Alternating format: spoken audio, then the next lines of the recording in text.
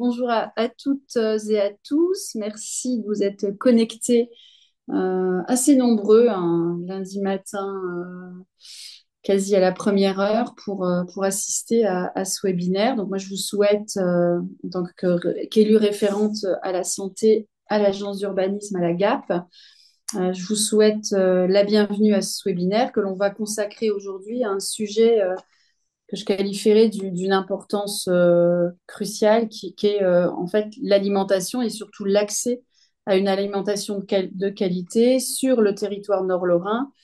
Un territoire, je sais que globalement et ensemble, nous avons à cœur et auquel nous sommes attachés. Écoutez, moi je tiens à remercier chaleureusement les agents de la GAB, l'agence d'Urban, notamment Michael pour son travail qui, comme d'habitude, est un travail de grande qualité. Je démarrais peut-être par une petite citation d'Hippocrate, alors c'était pas hier, hein, qui disait déjà en son temps que ton aliment soit ta seule médecine. Alors c'était probablement empirique. Depuis, les études se sont succédées dans le monde médical et je crois qu'on peut faire note de ces propos et considérer encore aujourd'hui et peut-être plus aujourd'hui qu'hier, pardon, que l'alimentation a effectivement un impact direct sur notre santé, sur la santé de nos concitoyens. Je pense que l'offre de soins sur notre territoire, tout comme l'accès à l'alimentation d'ailleurs, fait face à des défis immenses. Alors, sur le territoire national, mais on sait bien que sur notre territoire si particulier, c'est à la fois peut-être décuplé.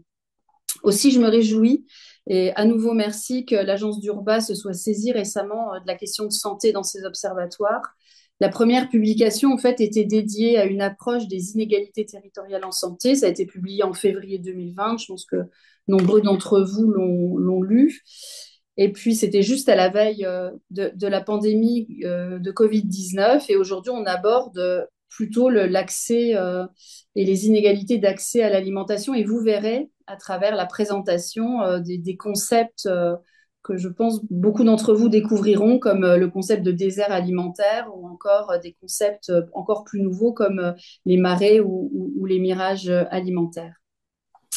Depuis les publications de l'Agence sur la santé, moi, je tiens à souligner qu'il est absolument nécessaire aujourd'hui, effectivement, à dépasser, lorsque l'on parle de santé, à dépasser la simple question du soin, bien sûr, pour avoir une vision globale de la santé et du care, en fait, de nos concitoyens. Et c'est uniquement en le traitant sous de nombreux angles. Le sport santé, ça a également été fait par l'agence d'Urba et aujourd'hui l'alimentation, et tout en faisant lien avec les stratégies d'aménagement du territoire que vous connaissez bien, des stratégies que vous traitez avec différents outils. On pourrait citer pêle-mêle, mais vous les connaissez mieux que moi. Le SCOT, le PLH, les contrats locaux de santé, par exemple. Et on voit bien qu'en parlant santé, ou en tout cas en prenant vos outils d'aménagement du territoire, vous êtes aujourd'hui, je dirais, presque en première ligne, ou en tout cas en capacité d'agir positivement sur la santé de vos concitoyens. Alors, je n'irai pas plus loin sur le fond du sujet parce que je laisserai bien sûr la parole à Michael qui va nous présenter ce PowerPoint que j'ai découvert et qui est, j'en suis sûre, fort intéressant. Peut-être saluer la forme aujourd'hui qui nous est proposée pour parler de l'alimentation sous forme de webinaire, qui est un sujet, qui est une forme assez interactive, en tout cas j'espère qu'elle va l'être, qui diversifie les modes de diffusion et de communication et du coup ça renforce, j'en suis sûre, l'interaction entre les élus, les partenaires et entre les élus, les partenaires et les membres de l'agence d'urbanisme. Voilà, moi je crois que c'est une très bonne chose. En tout cas, je vous invite à ne surtout pas hésiter à intervenir, alors en fin de chapitre ou à la fin du webinaire, et peut-être et surtout, je dirais, à nous faire partager collectivement de vos expériences. Voilà, Michael, moi je ne serai pas plus longue. Je vous souhaite un bon webinaire auquel je vais rester bien sûr sur la période de la présentation. Merci Madame Guillotin. Bonjour à toutes, bonjour à tous. Donc merci de votre participation. Je ne vais pas perdre plus de temps. Je vais partager tout de suite le diaporama. Voilà, j'espère que tout le monde voit le PowerPoint. Virginie, c'est bon? Oui, oui, Oui, oui. Oui, parfait. oui, c'est bon. Donc, je ne perds pas plus de temps, on rentre tout de suite dans le vif du sujet, donc sur la question de l'alimentation comme indicateur de vulnérabilité des populations. Puis pas de ça. Alors, en préambule, juste rappeler que la question alimentaire, c'est un enjeu majeur pour les politiques publiques.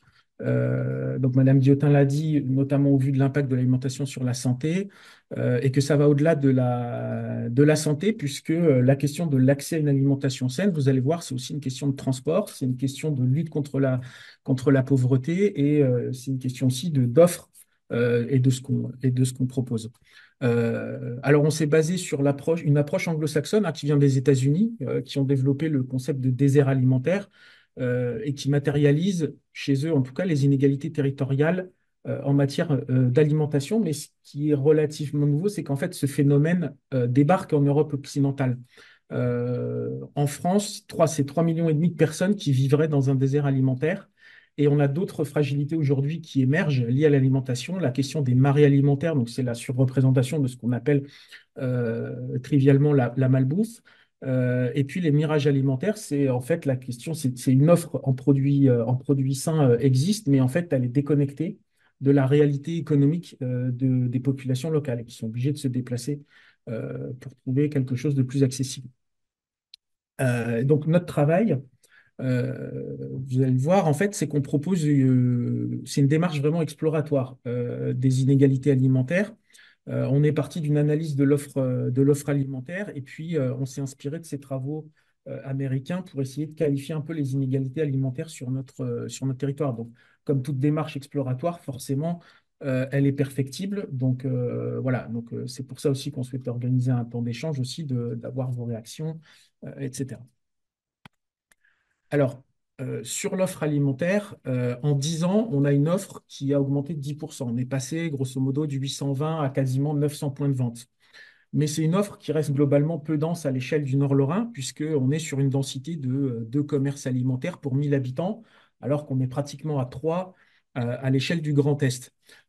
Pour atteindre cette moyenne du Grand Est, en fait, il nous manque pratiquement 350 commerces alimentaires sur le Nord-Lorrain. Donc, ce qui est quand même considérable, parce qu'on est quand même sur un territoire de 430 000 habitants à peu près. Et puis, on a cette offre, donc elle est insuffisante en matière de densité, mais elle est aussi inégale dans sa répartition, puisque la ville de Thionville, à elle seule, représente 20% de toute l'offre alimentaire, alors qu'elle rassemble 9% de la population.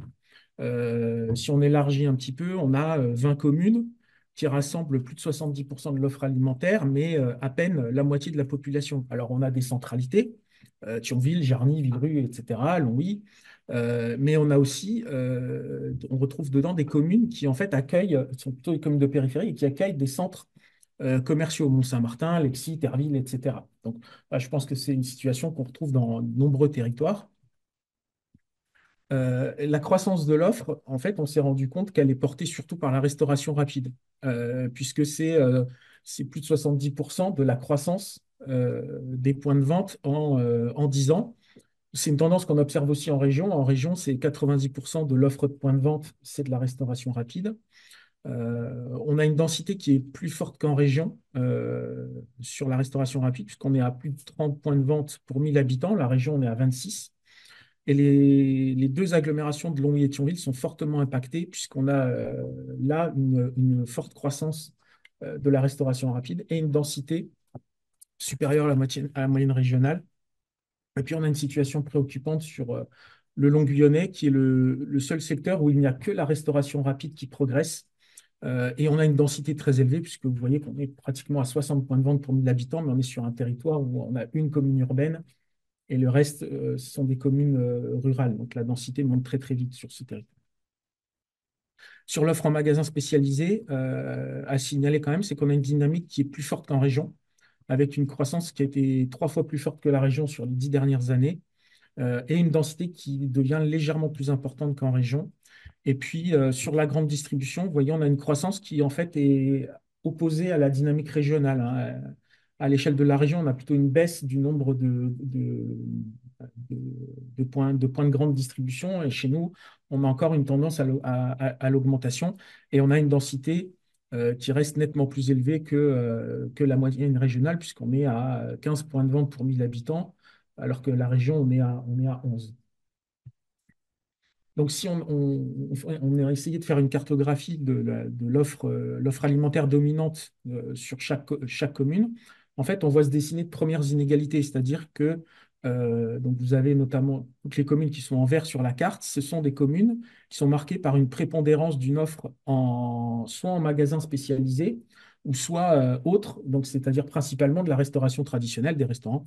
Et en fait, on voit que pour la plupart, elles sont situées sur la bande frontalière euh, et sur un axe nord-sud jusqu'au Val-de-Briey, c'est-à-dire aujourd'hui, c'est ce fameux Y nord-lorrain qui est sous forte attraction du Grand-Duché du Luxembourg. Donc il y a un lien, a priori, avec la dynamique des travailleurs frontaliers. Les communes qui sont marquées par une surreprésentation de la restauration rapide, elles correspondent plutôt à deux types de communes. Soit une commune urbaine isolée dans un espace qui a dominante rurale, donc là on va retrouver l'Anguillon, Jarny, ou soit une commune qui est en cœur d'agglo ou en périphérie proche de Longwy ou Thionville. Donc là on retrouve quelques communes comme Erserange, Réon, Yutz, Étanges, Hayange, etc. Donc voilà les grandes dynamiques, en tout cas sur l'offre. Sur la question des vulnérabilités, euh, on est parti du fait que l'accessibilité à l'alimentation, en fait, ce n'est pas qu'une question de localisation géographique. Il y a d'autres éléments qui sont à prendre en considération, le profil socio-économique de la population et puis la capacité à se déplacer. Donc, comme je l'ai dit, ces fragilités alimentaires qui initialement étaient identifiées aux États-Unis, elles se répandent avec le temps aux pays industrialisés, notamment le Royaume-Uni, qui est un petit peu en pointe aussi sur ce sujet en Europe, ils ont déjà fait des études là-dessus. Et la France n'est pas épargnée non plus. Mais chez nous, le phénomène n'est pas encore mesuré de manière systématique. On identifie trois vulnérabilités. Le désert alimentaire, donc c'est l'absence d'offres accessibles en produits frais, une concentration de population défavorisée et l'absence de moyens de transport. Le marais alimentaire, donc l'offre en produits frais existe, mais l'offre peu qualitative et surabondante. Donc c'est soit l'accès à de la restauration rapide ou à des produits ultra transformés. On a aussi une concentration de population à faible revenu et une contrainte de se déplacer plus loin pour trouver une offre qualitative. Et puis le mirage alimentaire, donc on a une offre en produits frais qui est bien développée, mais qui est inaccessible aux populations locales, qui sont du coup de nouveau contraintes de se déplacer pour trouver une offre alimentaire qui soit financièrement accessible. Donc sur les déserts alimentaires, donc on a essayé d'adapter ce concept donc à nos territoires et à une approche à la maille communale. Donc on a identifié trois facteurs cumulatifs. Donc l'absence d'offres en alimentation saine, c'est-à-dire fruits, légumes, viande, produits laitiers, en prenant en compte l'absence de grandes surfaces, puisqu'on peut y trouver des produits frais et de commerce spécialisé. Et on s'est basé sur les études britanniques où ils identifiaient un seuil à moins de 2 points de vente, donc 0 ou 1 point de vente. Une population à bas revenus, donc là, on a repris en fait un critère de l'université Johns Hopkins de Baltimore, donc il avait identifié 185% du seuil de pauvreté. Donc en Lorraine Nord, ça nous fait un revenu d'environ un peu moins de 25 000 euros. Donc, globalement, pour une personne seule, c'est un revenu disponible de à peu près 2 000 euros par mois, pour vous donner une idée. Et puis, l'absence de moyens de transport, que nous, en fait, le critère qu'on a retenu, c'est le taux de ménage non motorisé, puisque on n'avait pas les moyens d'aller beaucoup plus loin. Et en fait, il aurait fallu aller à une échelle beaucoup plus fine pour pouvoir travailler aussi avec les réseaux de transport. Voilà, donc en l'absence de maillage de transport en commun sur toute la Lorraine Nord, on a retenu un taux de 10%. Donc ça, c'est un taux que j'ai vu avec mes collègues qui travaillent sur la mobilité. On peut considérer que c'est un seuil qui commence à être significatif en termes de pouvoir se déplacer sans transport en commun. Et puis, pour un petit peu atténuer des effets de seuil qu'on peut avoir, on a mis des critères intermédiaires pour identifier des déserts alimentaires qui sont avérés et puis des déserts alimentaires qui sont en formation. Et là où il faudrait avoir une vigilance, et faire en sorte que la situation ne se dégrade pas. Donc, en 2020, la problématique des déserts alimentaires, c'est 6% de la population en Lorraine Nord qui vivrait dans une commune qui peut être considérée comme un désert alimentaire. Ça représente 24 000 habitants. Et vous voyez que les communes, elles sont plutôt présentes sur le nord de la Meuse et le nord de la Meurthe-et-Moselle, avec trois territoires qui sont marqués. C'est le Grand Longwy, c'est Terre-Lorraine du Long-Guyonnais et Cœur du Pays-Haut. Euh, donc on est là sur 16 à 20% de la population sur ces territoires qui sont en situation de désert alimentaire, quand la moyenne Lorraine-Nord, on est à, voilà ce que j'ai dit, on est à environ 6%. On a quatre communes où la problématique est particulièrement aiguë. Donc, on a Erserange, Eaucourt-Moulaine, Bouligny et Lons-la-Ville, qui sont en fait les seules communes de plus de 2000 habitants qui sont identifiées comme des déserts alimentaires. Donc là, il y a une vraie problématique d'offres. Et ça représente plus de la moitié de la population du Nord Lorrain qui est concernée. Donc, on a vraiment une problématique qui est ciblée et qui est concentrée géographiquement. Et puis, on a quand même une situation fragile dans 9 communes, donc qui sont un petit peu partout sur le Nord Lorrain, où on a Aulnécourt, Languillon, Bozonville, Réon, Audun-le-Roman, Boulanges et Saône. Sur les marais alimentaires, donc, on a construit notre approche de la même façon avec trois critères cumulatifs. Donc là, on a regardé euh, là où il y avait une prédominance des points de vente qui permettaient l'accès à une alimentation peu qualitative. Donc, on a pris en compte la restauration rapide, les cafétérias libre-service, mais aussi la grande distribution qui permet autant l'accès à une alimentation saine qu'à une alimentation industrielle et ultra transformée. Euh, un taux de ménage motorisé, non motorisé supérieur à 10%. Et puis, euh, là, contrairement aux approches qui ont été faites, nous, on n'a pas privilégié une approche par revenu, on a privilégié une approche plus socio-économique parce qu'on se rend compte, on devine bien que euh, c'est pas uniquement une question de revenus. Il y a des aspects culturels, il y a une question d'éducation à la santé, à l'alimentation. Donc derrière, ça renvoie aussi à la situation, à l'insertion dans le marché de l'emploi, à la pauvreté, au niveau d'études, au niveau de qualification. Enfin voilà, donc on a fait un indicateur un petit peu composite à partir de tous ces éléments-là pour identifier des marais alimentaires. Donc là, en 2020, ce qu'on a identifié, c'est que c'est 20% de la population qui vivrait dans un marais alimentaire avéré. Ça représente quand même 90 000 habitants.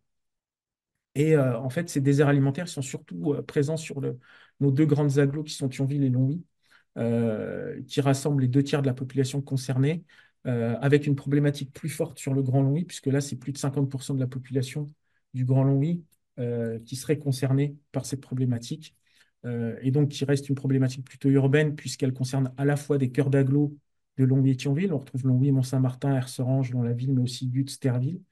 Une partie de la vallée de la Fensch, avec Florent-Jucange, mais qui peut être rattaché à la de Thionville, et puis le pôle urbain de Bouzonville. Et on a une situation qui est fragile dans 9 communes, qui sont aussi bien des communes centres, soit d'agglos ou soit des pôles urbains isolés, hein. On a autant Longuyon que Thionville. Et puis on a surtout des premières couronnes urbaines de Longwy et Thionville, puisqu'on retrouve Saône, Ussigny, Réon, mais aussi Bassam, Illange. Voilà. Et puis sur les mirages alimentaires, donc on retrouve toujours nos trois critères. Donc là, on a la prédominance d'une offre qualitative que j'ai appelée entre guillemets haut de gamme, puisqu'elle regroupe en fait les commerces alimentaires spécialisés, les primeurs, les bouchers, les poissonniers, mais aussi les commerces d'alimentation générale. Et en fait, les magasins de circuits courts sont classés dedans, donc c'est pour ça qu'on les a pris en compte. Et puis la restauration traditionnelle avec les restaurants. On a retenu le même seuil de revenus et le même seuil de taux de ménage non motorisé. Donc là, sur les mirages alimentaires, on est à 11% de la population qui serait concernée, donc ce qui fait un peu moins de 50 000 habitants. Et ces mirages alimentaires, là aussi, comme pour les marais alimentaires, c'est une problématique surtout sur les agglos de Thionville et de Longwy, euh, qui rassemblent plus de 70% de la population concernée. Et on est même jusqu'à plus de 30% de la population sur Thionville, Porte-de-France. On est sur une problématique qui est quand même plutôt limitée, puisqu'on a 7 communes qui sont concernées, dont 4 qui ont plus de 2000 habitants, Mont-Saint-Martin, Yutz, Florange et Terville. Et on a une situation fragile dans une petite dizaine de communes, dont 7 qui ont plus de 2000 habitants. Donc là aussi, on retrouve aussi bien des cœurs d'agglo comme Longwy ou Thionville que des communes qui sont un petit peu qui sont en première couronne, comme Lons-la-Ville pour Audin, enfin, Audin-le-Roman et Audin-Tiche, on est plus sur des polarités urbaines. Donc après, on a fait un travail où on a essayé un petit peu de synthétiser tout ça. Euh, voilà. Et ce qu'on a observé, c'est que finalement, en fait, ces vulnérabilités, en fait, elles peuvent se cumuler. On peut être aussi bien sur un marais alimentaire qu'un mirage alimentaire.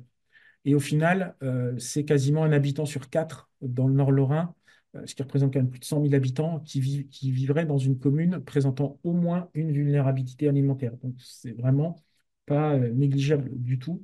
Et sur ces 100 000 habitants, il y en a plus de 60% qui vivent dans les deux agglomérations de Longwy et de Thionville, avec une problématique plus aiguë sur le Grand Longwy, puisque plus de la moitié de la population est concernée.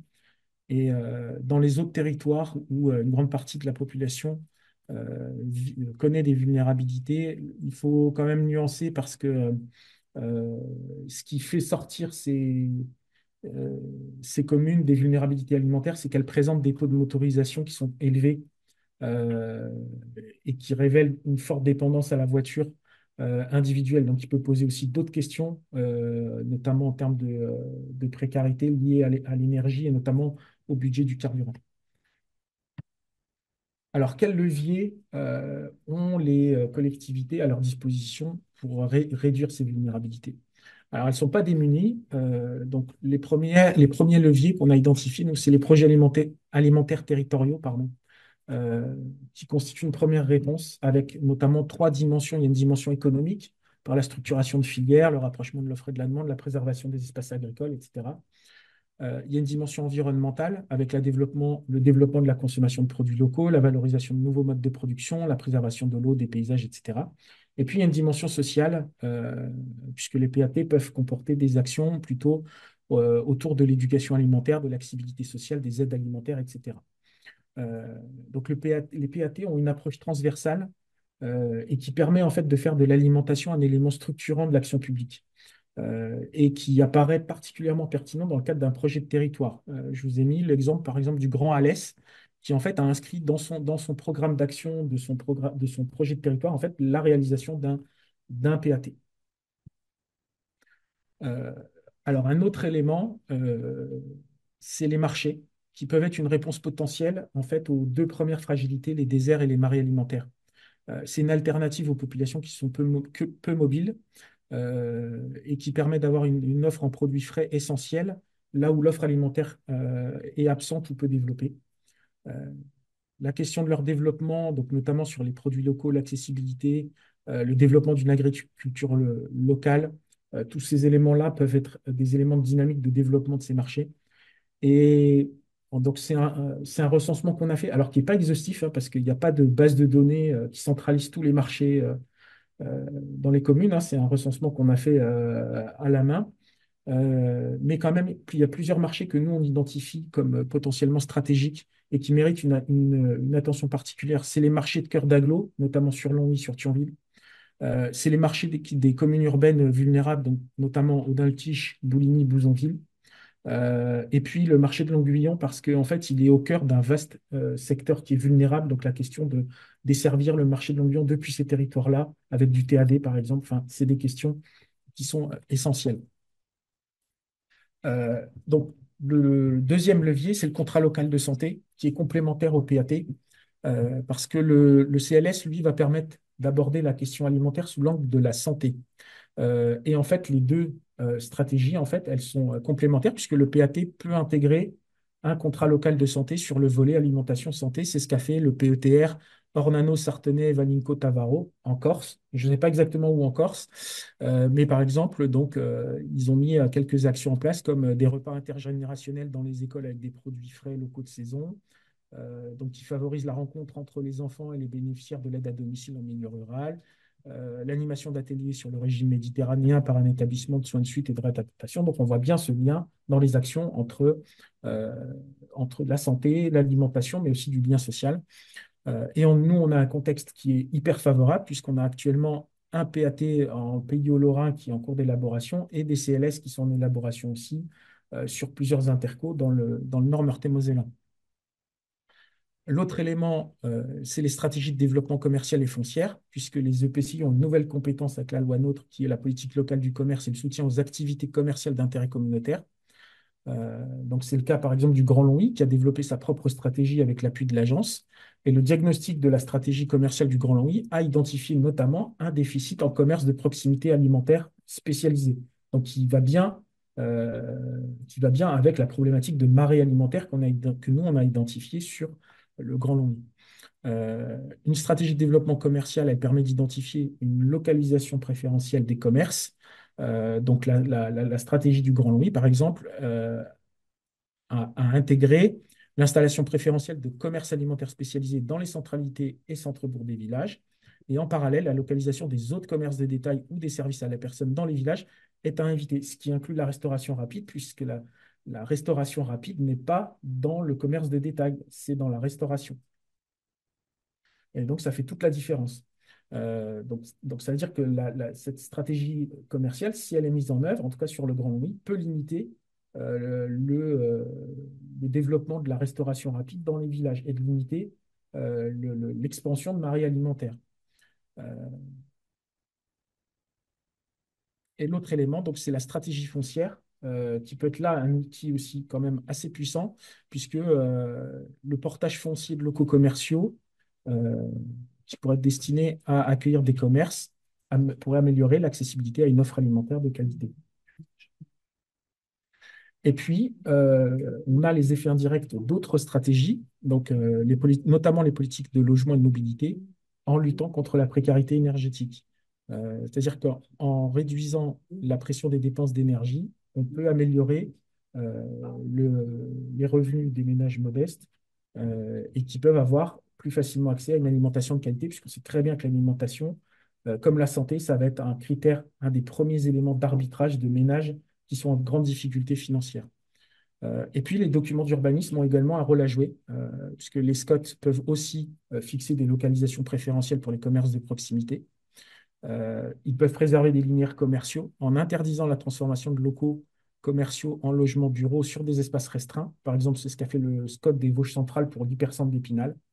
Et puis les PLU et les PLUI, par l'adaptation des règles d'usage des sols, peuvent sanctuariser les terres agricoles, la reconquête de friches, les mutations des places des cours d'école, les espaces verts paysagers en espaces nourriciers. Tout ça, c'est possible dans un document d'urbanisme. Donc, c'est aussi des leviers qui sont moins directs qu'un PAP ou un CLS, mais qui sont aussi des outils qu'on peut mobiliser. Et puis, on s'est posé la question de savoir si l'alimentation, finalement, ce n'était pas une question transfrontalière, puisqu'on a la démarche Luxembourg in Transition, donc, qui est une vision prospective pour le Luxembourg et sa métropole transfrontalière pour, euh, pour, euh, comment? Pour accélérer sur la décarbonation, puisque actuellement le Luxembourg est sur un modèle agricole qui est extrêmement productiviste, hein. Il produit plus de viande qu'il en consomme et il importe quasiment la totalité de sa consommation de fruits et légumes. Donc, la conclusion de la démarche Luxembourg in Transition, c'est que un changement de modèle agricole et un changement culturel dans notre rapport à l'alimentation permettrait d'atteindre une forme de souveraineté alimentaire à l'échelle de l'ère fonctionnelle transfrontalière, c'est-à-dire le Luxembourg plus ses voisins limitrophes, dont le Nord-Lorrain. Cette stratégie-là, elle a été traduite dans le programme directeur d'aménagement du territoire, qui est le document de référence en matière d'aménagement du territoire au Luxembourg, avec notamment le principe des ceintures vertes autour des espaces urbains, qui inclut un maillage jaune à vocation de nourricière, c'est-à-dire les terres agricoles et viticoles. Et ils ont intégré dans leur PDAT la possibilité de décliner à l'échelle de l'ère fonctionnelle transfrontalière. Donc, la question de l'émergence d'une ceinture nourricière transfrontalière, pour nous, en tout cas, on le voit comme un vrai sujet de coopération franco-luxembourgeoise et un potentiel de travail entre les territoires frontaliers français et luxembourgeois. Alors, c'est pas une utopie, puisque en fait, il y a d'autres démarches qui existent déjà, et notamment qu'il y a eu dans la région de Liège une initiative citoyenne qui s'appelle Ceinture alimentaire liégeoise et qui a permis de faire émerger une quinzaine de coopératives et doubler le nombre de maraîchers dans la région liégeoise. Donc ça, c'est des démarches qui pourraient tout à fait être entreprises ici et déclinées localement. Et puis, il y a une opportunité aussi transfrontalière sur la question des marchés. puisque le changement de modèle agricole euh, vers un modèle basé sur la consommation locale, ça nécessite de rapprocher les producteurs et les consommateurs. Et donc, nous, on a identifié plusieurs éléments qui plaident pour cette approche transfrontalière. C'est qu'on a une réduction des distances parcourues des produits alimentaires. On a une demande en produits locaux qui est en hausse. Euh, Ça permet aussi de proposer une offre supplémentaire pour des territoires où l'offre alimentaire est peu développée. Euh, et puis, ce qu'on observe aussi, c'est que les populations allemandes, luxembourgeoises, belges et françaises, qui vivent de part et d'autre des frontières, en fait, peuvent conserver des pratiques en lien avec leur projet, avec leur pays d'origine, et que donc des marchés où on trouverait des produits issus des quatre pays, en fait, éviterait aux gens d'avoir à passer la frontière euh, et de consommer sur des distances plus faibles.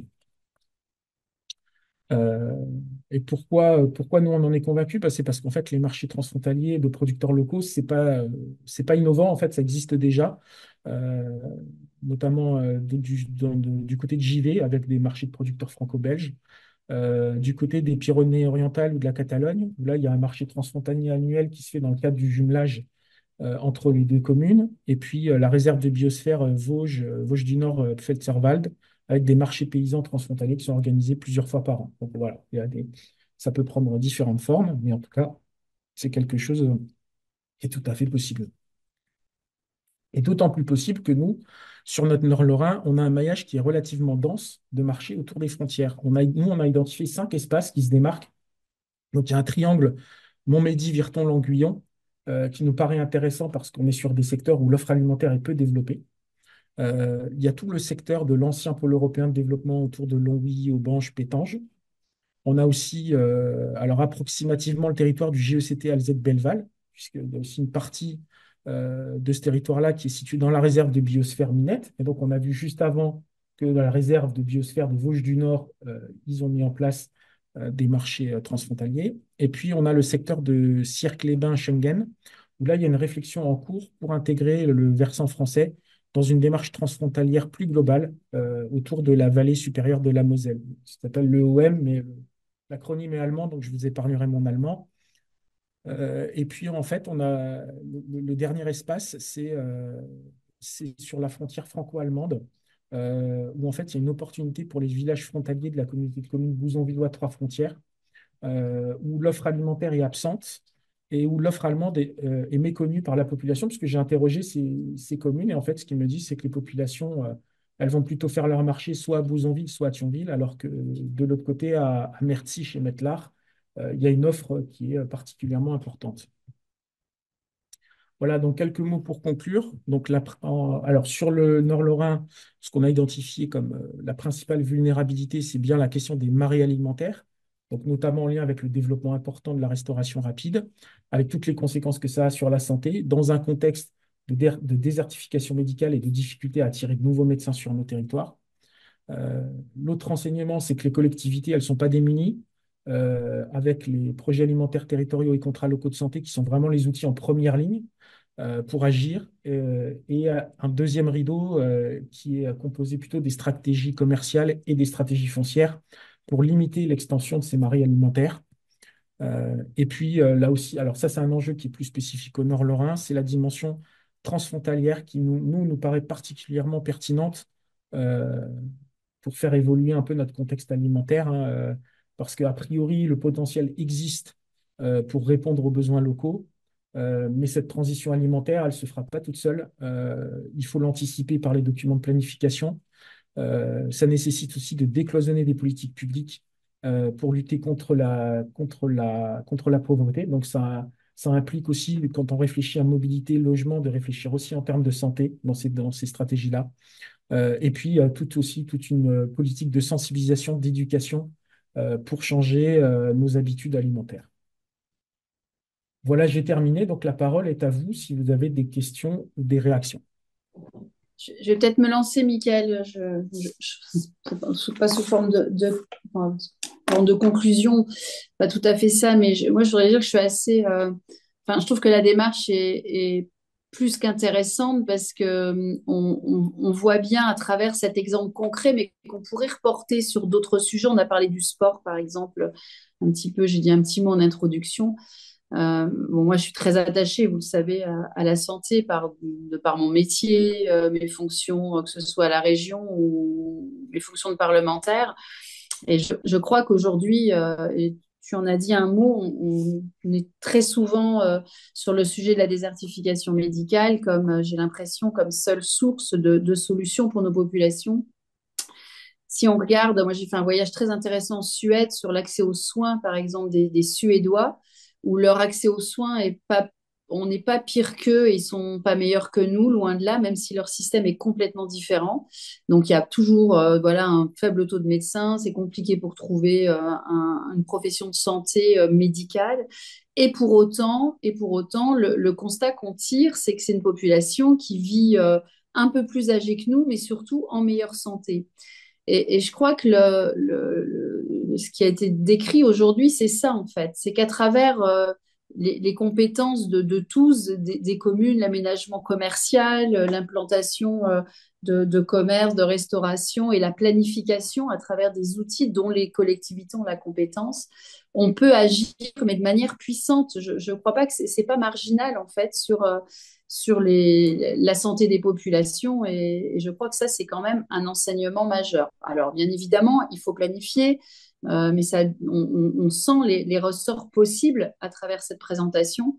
Je le redis, quoi, on n'a pas parlé de l'agriculture, enfin si, les circuits courts, l'agriculture, le travail de transition énergétique, d'une agriculture plus raisonnée, les haies, il y avait déjà eu un travail fait là-dessus. Ben voilà, on sent bien qu'à travers ces outils de planification globaux et généraux, en mettant autour de la table des gens qui n'avaient pas l'habitude de se parler, une profession de santé, on voit un peu dans le contrat local de santé commence à être une émergence. Et aujourd'hui, on raccroche avec le PAT pour ce sujet-là. Voilà, moi, ce que je retiens, c'est ça, c'est qu'en fait, il n'y a rien qui est vraiment inéluctable. Par contre, on a besoin d'avoir une vision à 360 degrés globale. C'est un peu ce que nous fait, enfin, c'est ce que tu nous présentes aujourd'hui. Et peut-être, pour conclure et laisser la parole aux autres si ça suscite des remarques, je crois qu'associer effectivement l'agence d'Urba, qu'on voyait plutôt, oui, avec son nom, agence d'urbanisation, enfin, la GAP, agence d'Urba, c'est un peu plus aujourd'hui qu'une agence d'Urba. Je pense qu'on est pratiquement sur un outil de planification globale. Et voilà, il faut se saisir de cet outil-là, peut-être plus souvent qu'on pourrait le faire. Et puis, et je crois encore une dernière chose, et j'arrête, je crois que la dimension territoriale, enfin, c'est-à-dire que rien n'est possible sur cette échelle-là, en tout cas sur une échelle purement communale. Et on peut toujours installer un petit commerce isolé dans une ruralité. On le voit bien à travers ce qui a été décrit là. On répondra peut-être pas complètement, en tout cas aux besoins de la population. Donc effectivement, définir les besoins, faire un diagnostic de notre territoire et puis travailler sur une échelle plus large avec toujours avoir la mobilité et puis le volet de la dimension sociale et des caractéristiques socio-économiques de notre population qui changent tout. Si on n'a pas de mobilité, mais qu'on a une population qui est véhiculée, enfin éduquée, parce qu'il y a le volet éducatif qui a été mis dedans, et il est également majeur. Voilà, en tout cas, encore moi, je merci. Et je crois que ça nous ouvre globalement les yeux sur ce que peut avoir une dimension de planification. C'est pas que des outils techno, mais c'est bien évidemment voilà, une base sur lesquelles on peut fonder des politiques publiques avec une action positive sur la santé. Voilà, en tout cas, merci Michael, merci aux équipes de la GAP pour ce travail. Alors, il y a Fabienne Portet qui voulait réagir. Oui, bonjour, Fabienne Portet de la Chambre d'agriculture de Meurthe-et-Moselle. Donc, je vous remercie pour la présentation de l'étude. Là, c'était très clair et je pense très original. Je j'avais jamais vu une étude aussi poussée sur ce sujet-là. Et pourtant, on a fait, dans le cadre du PAT, on a fait une étude sur l'alimentation. Donc, c'est très, très intéressant cette étude-là. Donc moi, je voulais faire deux réactions. Il y en avait une sur le... Donc vous mettez beaucoup en avant les marchés comme solution.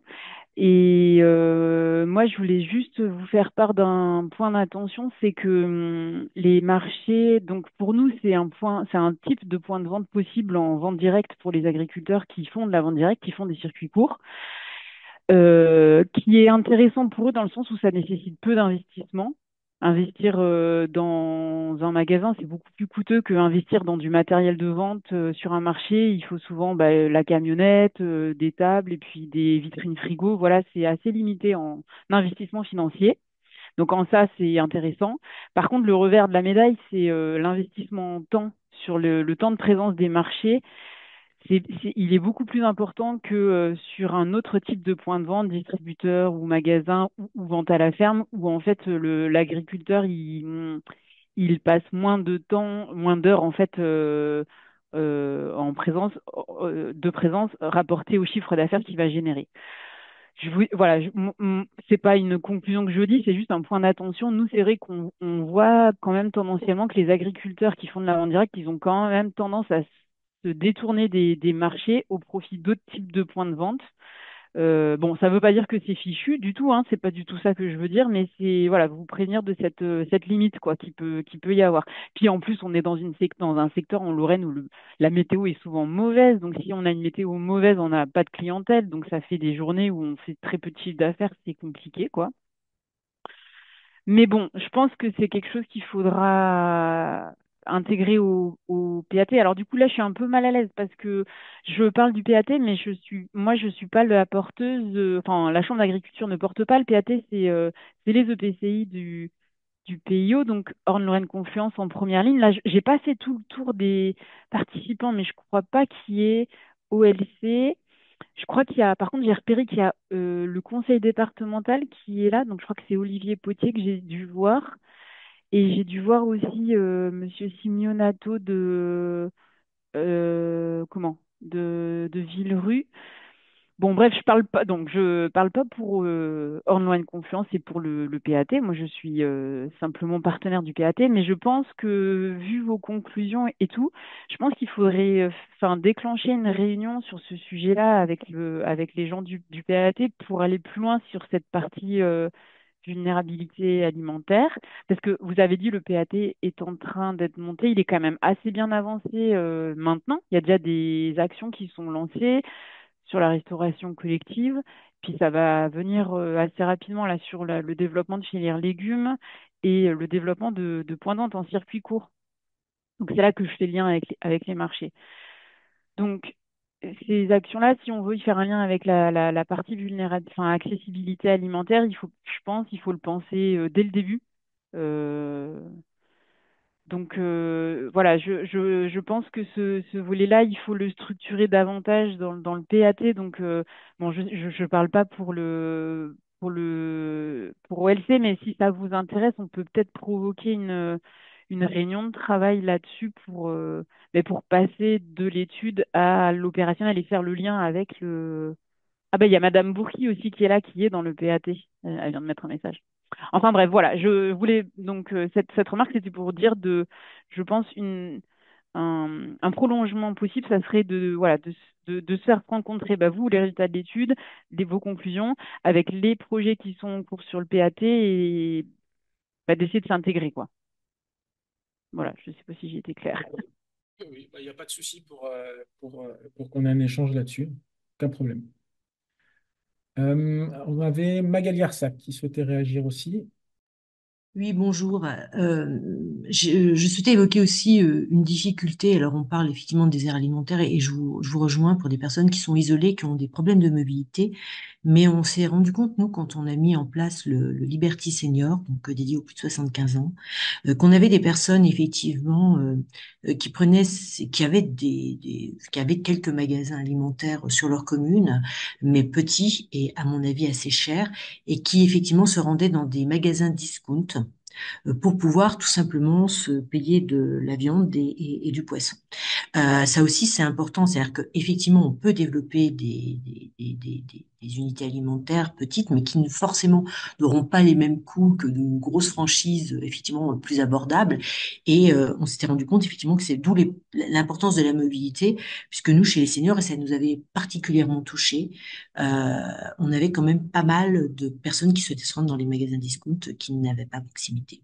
Donc ça aussi, le problème de coût alimentaire pour manger, parce que je rejoins Madame la sénatrice, le problème c'est que bien manger, malheureusement, coûte aujourd'hui assez cher pour des gens qui ont de petits revenus. La malbouffe est beaucoup plus abordable.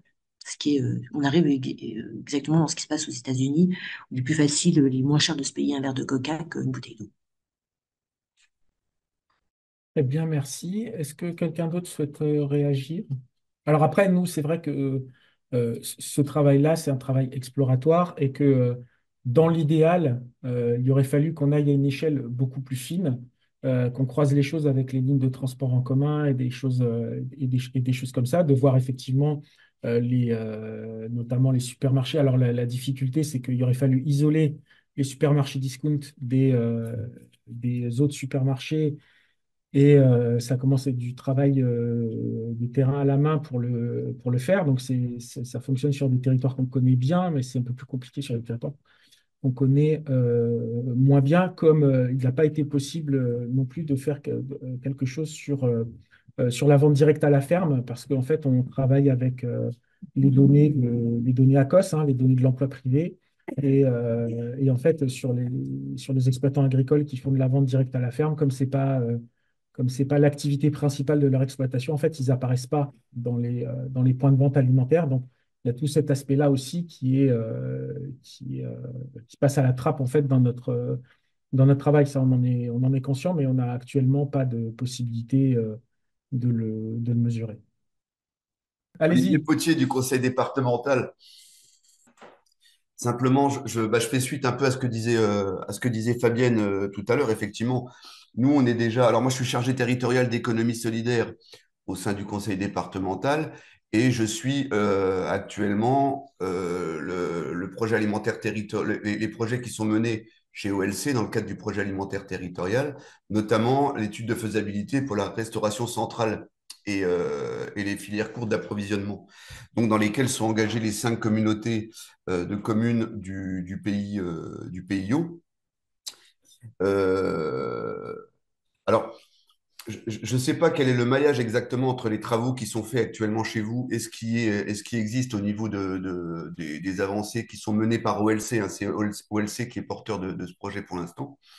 Mais je pense qu'effectivement, pour reprendre ce que disait Fabienne, il faut vraiment qu'on se remette un peu tous autour de la table et qu'on essaye de mettre tous ces projets ensemble, puisque même l'étude de restaurant central qui a été faite actuellement, donc la dernière réunion, c'était au mois de fin septembre, où on avait 3 scénarios qui se dégageaient pour la mise en place de cette fameuse centrale de restauration. Maintenant, il y en a 3 qui ont été dégagés. Il y aura bientôt une autre réunion pour voir un petit peu ce qui pourrait intéresser, quelles seraient les structures qui pourraient être intéressées par la mise en place d'une cuisine centrale, voire une cuisine centrale et un satellite sur le haut du PIO, puisqu'il y a peut-être moins de besoins qui sont ressortis de l'étude qui a été faite par l'entreprise Canopé, le bureau d'études Canopé. Et je me rends compte qu'effectivement, il y a alors, pas des micro-projets, mais j'ai l'impression qu'on travaille un peu tous dans le même sens, mais pas forcément ensemble. Donc effectivement, je reprends vraiment ce que disait Fabienne. Je pense avant de se lancer ou d'aller plus loin dans des projets, c'est peut-être intéressant qu'on mette tout ça ensemble parce qu'effectivement, alors encore une fois, hein, il me manque vraiment un gros morceau de votre présentation, mais je trouve qu'il y a vraiment un travail intéressant qui a été fait et qu'en maillant tout ça, on arriverait à partir tous ensemble sur quelque chose qui pourrait aller dans l'intérêt de tout le pays, ou effectivement. Alors, j'en profite pour dire que le- le webinaire est enregistré, donc il sera disponible Oui, sur notre bien sûr. site internet, voilà, et le support, je pense qu'il sera avec. Donc, Mhm. comme ça, voilà. Et puis, je suis disponible, vous pouvez me contacter directement si vous avez besoin d'un échange, en particulier si vous avez des questions précises, hein. Il n'y a pas de problème. Voilà. Oui, oui, bah, de toute façon, je pense qu'il serait bon que vous intégriez le groupe Hmm. actuel et que le groupe s'étendre. Après, effectivement, il y a il y a des commissions qui existent, des choses comme ça. Alors, c'est toujours difficile de mettre plein de gens dans des commissions, mais en fait, il faut prendre aussi les personnes qui peuvent apporter beaucoup au projet. Et là, je pense qu'effectivement, l'agence d'urbanisme, c'est vraiment un partenaire sur lequel il faut s'appuyer, quoi. Mm. Très bien, merci. J'ai Christine Mavon qui souhaite intervenir pour le département aussi. Oui, bonjour à tous. Mickaël, je voulais vraiment vous remercier d'avoir fait ce lien entre santé et alimentation et nutrition. On va pouvoir même le petit préciser comme tel. Effectivement, alors, ce qui va m'intéresser sur les chiffres, les données que vous avez transmises et la cartographie existante sur la question, on va dire, de malbouffe, c'est aussi de pouvoir mettre en face ou en tout cas superposer les cartes sur l'obésité et sur les ALD, de façon à avoir justement cette traduction en fait de cette mauvaise alimentation en lien avec la santé. Et vous avez donné des pistes très intéressantes en fin du diaporama. Et là encore une fois, effectivement, on aura cette traduction très économique ou très agricole ou très liées au point de vente et aux offres de produits de qualité, frais. Mais aussi, ce qui est intéressant, c'est de voir justement comment ça va se traduire en termes de santé. Et de ce fait, il y a un vrai travail, à mon sens, qui doit être aussi mené dans ce sens-là. Et encore merci pour cette analyse. Oui, alors je vous invite à aller consulter la publication en détail parce que je ne peux pas tout mettre dans le diaporama, mais on a été chercher des exemples de contrats locaux de santé, de PAT, et différentes actions qui ont été mises en place. J'ai en mémoire, par exemple, un qu'ils ont fait du côté du Forez, dans la région de Saint-Étienne, où, par exemple, les femmes enceintes qui étaient suivies au centre hospitalier recevaient des paniers de légumes via le CCAS. Donc, voilà, donc il y a des choses comme ça. Voilà, mais là, je peux pas te dire. Et il y a certainement dans d'autres PAT, dans d'autres CLS, je pense qu'il y a énormément de choses sur lesquelles s'inspirer là-dessus.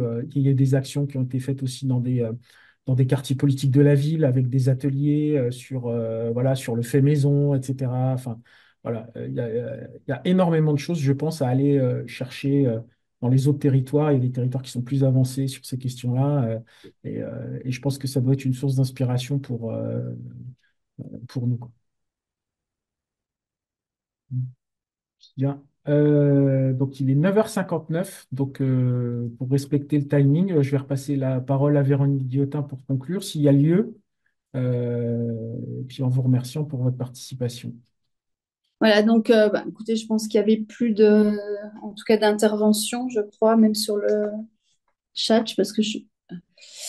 Non, ok. En tout cas, moi, j'ai trouvé, je vais pas redire ce que j'ai dit, hein, les échanges à la fois riches, des pistes intéressantes, et je crois qu'aujourd'hui, ce qui est intéressant, c'est qu'on s'adresse directement au cœur, en tout cas au cœur des besoins, à la fois d'un territoire, mais surtout de ceux qui y vivent dessus. Donc, remercier à nouveau l'ensemble des interlocuteurs et des gens qui étaient connectés ce matin. Remercier à nouveau l'agence d'Urba, Michael, et l'excellent travail qui est réalisé à chaque fois. Le format, je l'ai dit, de cette présentation que je trouve plus interactive et plus intéressante, en tout cas, qui a un autre mode de diffusion qui permet voilà, de présenter les choses et de susciter, en tout cas, je l'espère, un travail de concertation encore plus renforcé et plus enrichi entre tous les partenaires et les acteurs d'un territoire. En tout cas, merci. Je vous souhaite une belle journée, puis une belle semaine, puisqu'on est juste le lundi matin. Merci, merci. Merci. Au revoir tout le Au monde. revoir. Au Au revoir. revoir. Au revoir. Voilà, merci à vous.